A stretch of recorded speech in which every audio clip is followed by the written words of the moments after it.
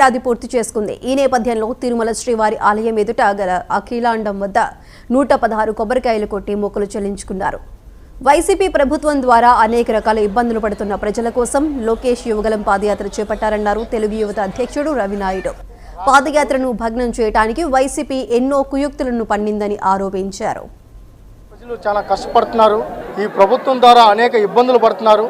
వాళ్ళందరికీ ఓదార్పునియాలి, వాళ్ళకు ధైర్యం చెప్పాలని చెప్పి యువనేత నారా లోకేష్ గారు స్వామివారి ఆశీర్వాదం తీసుకొని ఇక్కడే దర్శనం చేసుకొని కుప్పంలో 27వ తేదీన పాదయాత్ర మొదలుపెట్టడం జరిగింది.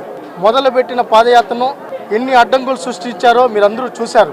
అయినా కూడా స్వామివారి ఆశీస్సులతో కలియుగ ప్రత్యక్ష దైవం వెంకటేశ్వర స్వామి దీవెనలతో, ఎందుకంటే లోకేష్ గారి ఇంటి దైవం వెంకటేశ్వర స్వామి, ఏ కార్యక్రమం మొదలుపెట్టినా స్వామివారిని దర్శనం చేసుకున్న అనంతరమే కార్యక్రమాలు మొదలు పెట్టడం అనేది నారా కుటుంబానికి ఉన్న మొదటి నుంచి ఉన్న ఆనవాయితీ.